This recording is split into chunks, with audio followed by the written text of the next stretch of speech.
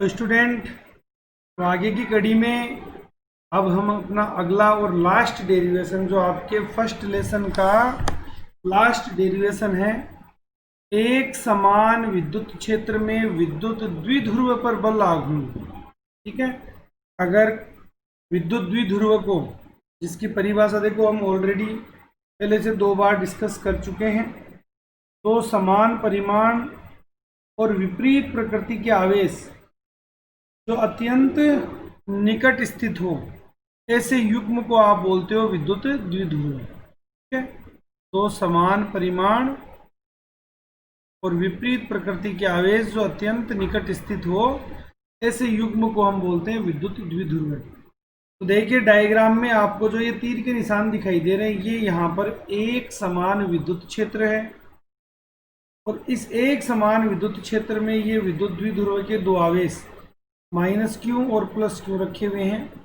ये विद्युत द्विध्रुव यहाँ थीटा कोण पर स्थित है।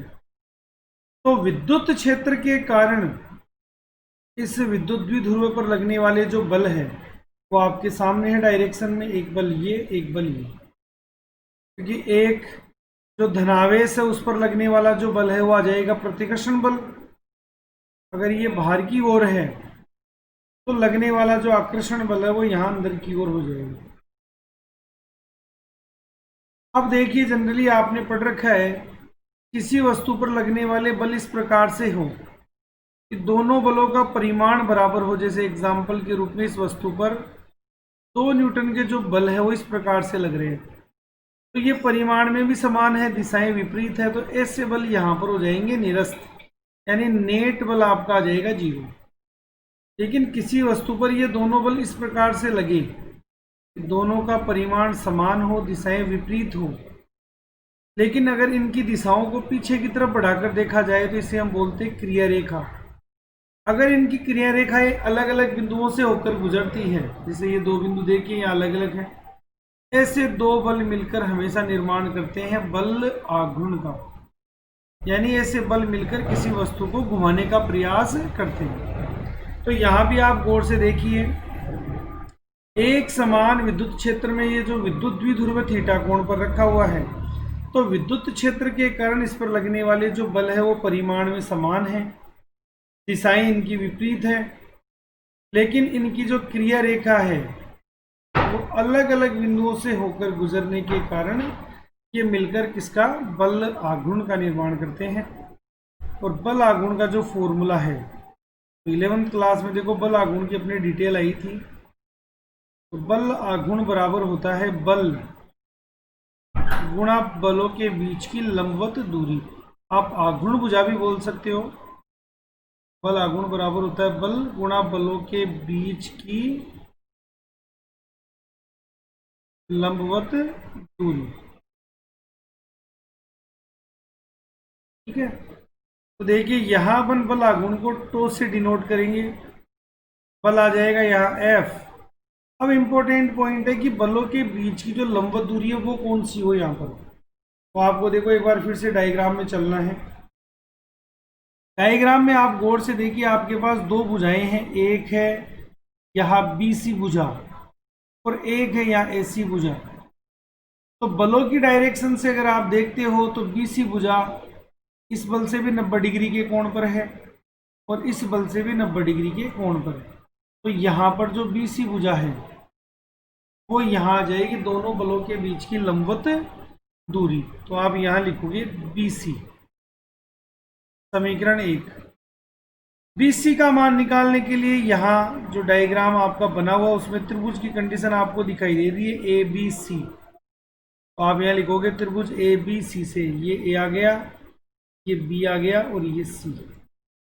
तो आप हमेशा जानते हो कि किसी भी त्रिभुज में अगर एक भुजा का मान आपको दिया हुआ हो और एक भुजा का मान आपसे पूछा जाए तो आप यहाँ फॉर्मूला पुटअप करोगे, अज्ञात बटा ज्ञात। जिस भुजा का मान आपको पूछा गया है BC का उसे आप ऊपर रखिए, जिस भुजा का मान आपको दिया हुआ है AB का वो आप नीचे रखिए। तो डायग्राम आप गौर से देखिए, कोण के सामने वाली भुजा जो BC अज्ञात भुजा है वो तो बन रही है यहाँ लंब, और 90 डिग्री के सामने जो आपकी ज्ञात भुजा है वो यहाँ पर बन रही है कर्ण। तो यहाँ फॉर्मूला आपका आ जाएगा लंब बटा कर्ण, जिसे आप बोलते हो साइन थीटा। ठीक है, बीसी भुजा का मान आपको निकालना है, तो बीसी का मान आ जाएगा यहाँ पर A B sine theta. A B का मान आपको दिया हुआ है डायग्राम में, ये देखिए, जैसे यहाँ भी आप देख सकते हो, अगर इसे ए माना जाए, इसे बी माना जाए, तो ए से लेकर बी तक का मान आपको दिया हुआ है 2a, तो बी सी इक्वल आ जाएगा यहाँ पर 2a साइन थीटा। ये आ जाएगा समीकरण नंबर 2। तो समीकरण 1 में देखिए बी सी लिखा हुआ है, ये बी सी की वैल्यू आपने ज्ञात कर ली, तो यहाँ आप लिखोगे समीकरण 2 का मान 1 में रखने पर, समीकरण 2 का मान 1 में रखने पर,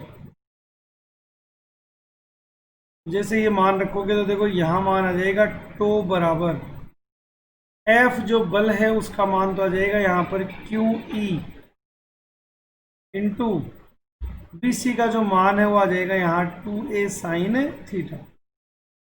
ठीक है, यहाँ पर आप गुणनफल में राशियों को आगे पीछे लिख सकते हो, तो क्यू 2a इनको साथ लिख दो और ये आ जाएगा ई साइन थीटा। अब आपने जो एक इंपॉर्टेंट परिभाषा पहले पढ़ रखी है ऑलरेडी, कि दोनों आवेशों में से किसी एक आवेश का परिमाण और दोनों आवेशों के बीच की दूरी के गुणनफल को आप बोलते हो P, विद्युत द्विध्रुव आघूर्ण। तो यहाँ जो Q और 2a लिखा हुआ है, इसे आप यहाँ से हटाओगे और यहाँ लिखोगे P E साइन। तो ये यहाँ पर है एक समान विद्युत क्षेत्र में रखे विद्युत द्विध्रुव पर बल आघूर्ण, और जैसे ही आप यहाँ से साइन थीटा को हटा देते हो तो इन सदिश राशियों के बीच में यहाँ आ जाएगा सदिश गुणनफल। ठीक है, ये अपना फाइनली फॉर्मूला आ गया, एक समान विद्युत क्षेत्र में रखे विद्युत द्विध्रुव पर बल आघूर्ण। अब देखिए आगे हम कुछ अपने न्यूमेरिकल है, इंपॉर्टेंट न्यूमेरिकल दिए हुए आपको उदाहरणों के रूप में, उनको थोड़ा सा देखते हैं। तो सबसे पहले देखिए अपना एक 8वां उदाहरण है। क्वेश्चन दिया हुआ है आपको कि दो बिंदुवत गोले जिनमें प्रत्येक का द्रव्यमान आपको दिया हुआ है 200 ग्राम, एक उभयनिष्ठ बिंदु से दो कुचालक तारों से लटके हुए हैं, जिसकी लंबाई यानी इस कुचालक तार की जो लंबाई है वो आपको दे रखी है 40 सेंटीमीटर।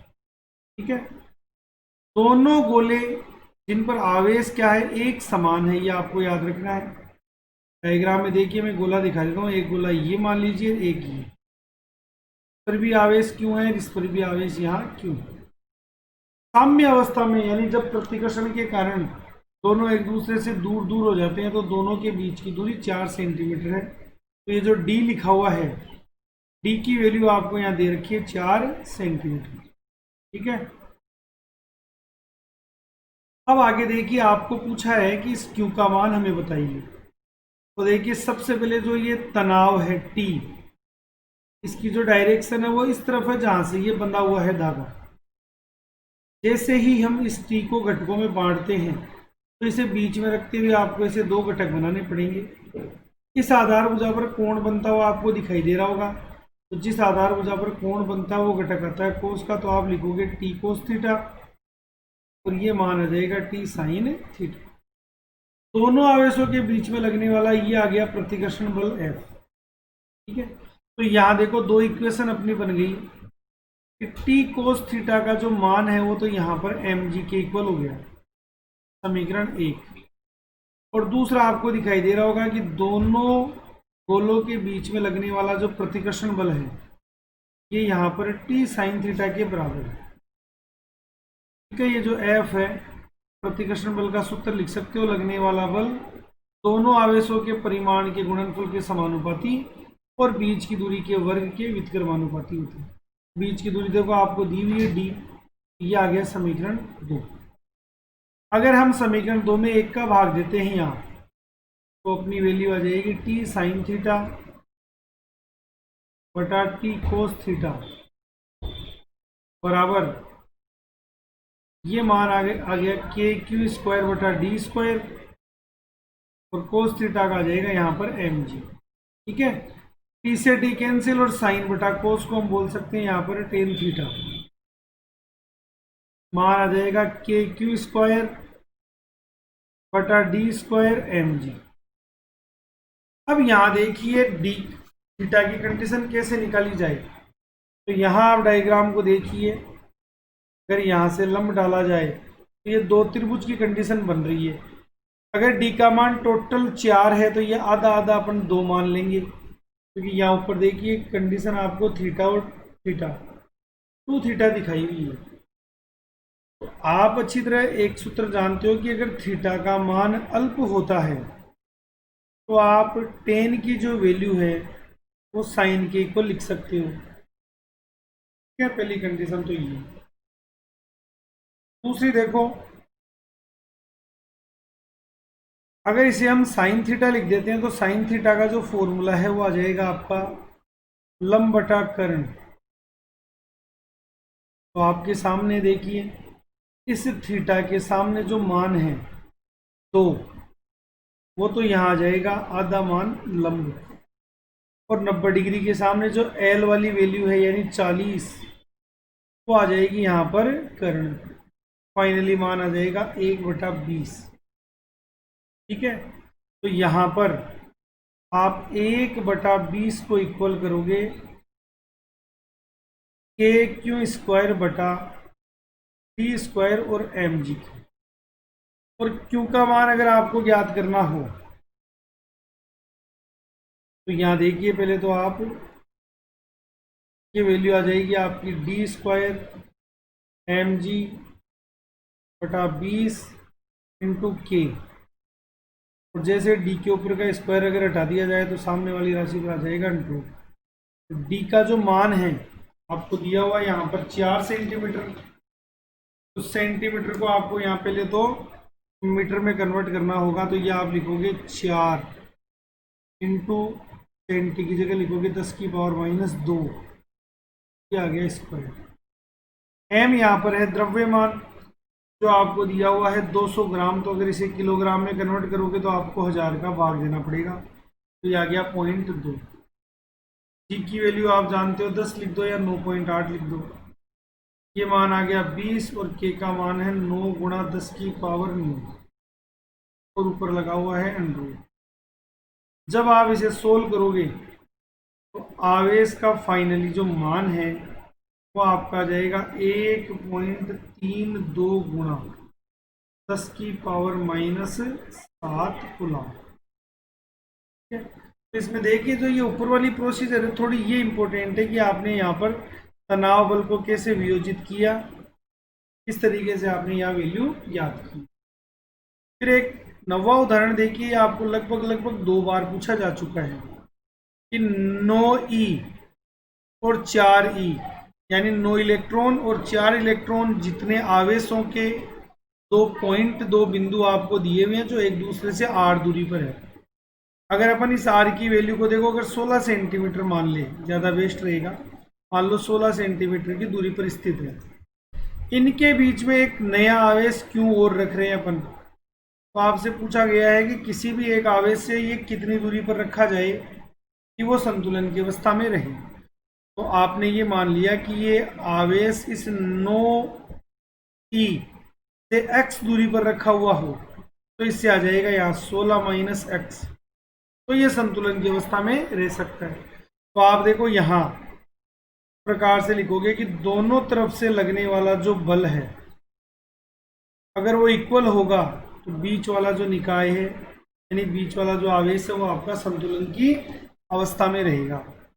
तो यहाँ देखिए बल का जो फॉर्मूला होता है आपका के क्यू स्क्वायर बटा आर स्क्वायर, तो ये वाला जो फॉर्मूला है वो आप यहाँ अप्लाई करोगे। ठीक है, यहाँ दूरी अलग है, यहाँ दूरी अलग है, यहाँ आवेश अलग है, यहाँ भी आवेश अलग है। अब देखिए आप दोनों मान आपके सामने है के, पहला आवेश है 9e, दूसरा आवेश है क्यू, बीच की दूरी है x स्क्वायर बराबर के, पहला आवेश है 4e, दूसरा आवेश है क्यू, बीच की दूरी है 16 - x का होल स्क्वायर। यहाँ देखिए के से के कैंसिल, इसे ई कैंसिल, 2 से क्यू कैंसिल, तो यहाँ मान आ गया 9/x² बराबर 4/16 माइनस एक्स का होल स्क्वायर। जैसे इसका कंप्लीटली अगर अपन अंडर ले ले तो ये मान आ जाएगा 9 का 3, x² का x हो गया, 4 का हो गया 2 और ये आ गया 16 माइनस एक्स। अगर इसे क्रॉस मल्टीप्लाई अपन करते हैं, ये वैल्यू अगर इधर ले ले और ये वैल्यू अगर इधर ले ले, तो इधर तो मान आ गया आपका 2x, ठीक है। इधर आप 16 को गुणा करोगे 3 से और माइनस आ जाएगा ये आपका 3, ठीक है।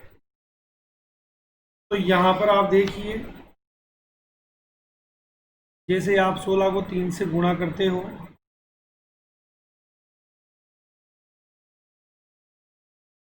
तो ये टोटल वैल्यू आपकी यहाँ आ जाएगी 48, ठीक है। मान आ गया 3x इक्वल 2x। जैसे 3 माइनस की वैल्यू बराबर की इधर जाएगी तो ये आ जाएगी यहाँ पर प्लस में, ठीक है। तो टोटल x का मान अगर आपको निकालना है तो ये 5x हो गया इक्वल 48 और x का जो मान है वो आ गया 48/5।